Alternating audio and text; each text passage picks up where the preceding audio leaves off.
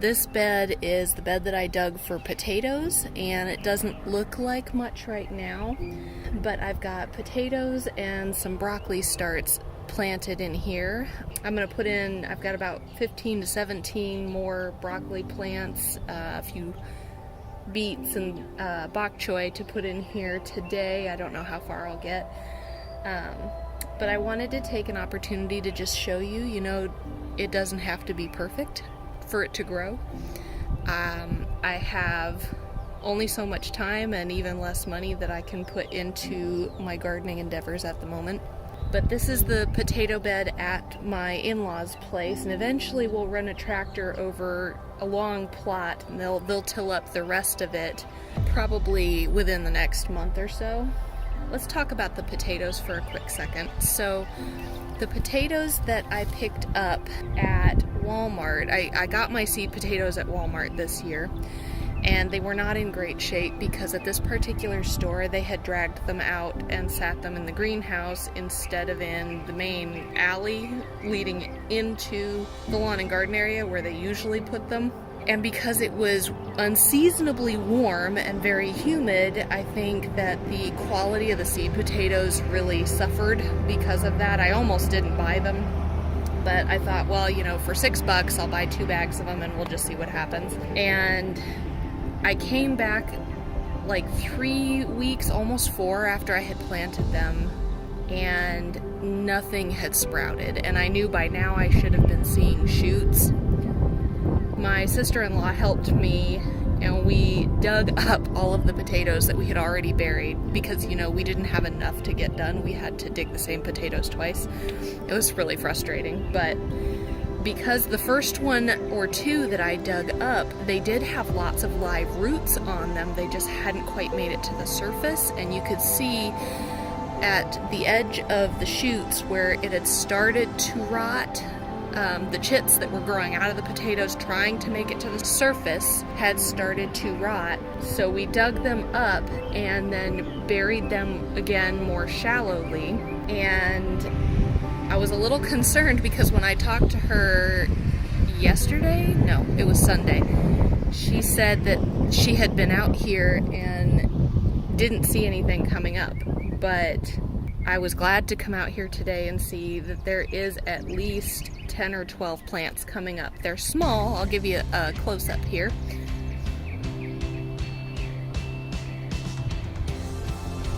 But they are definitely coming up. We'll see how healthy they continue to be. It was a rough start.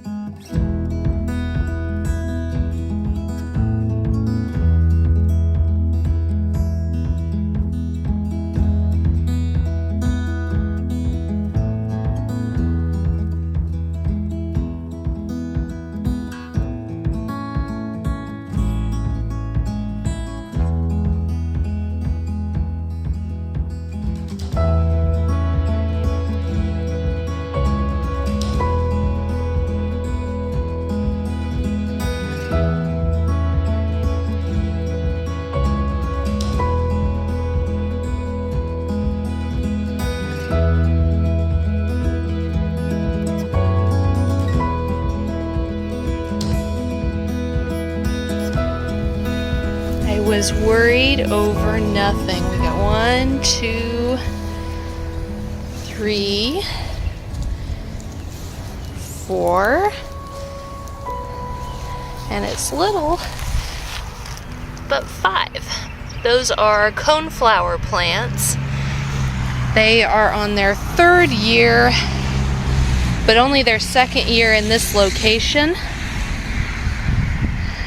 I was afraid they weren't coming back because they were so slow to come up compared to, I think these are daylilies that somebody gave my mother-in-law as a gift last year, and so we planted the coneflower and the daylilies alternating, so they're pink and purple and yellow, and then pink and purple and then yellow, and they look really nice together.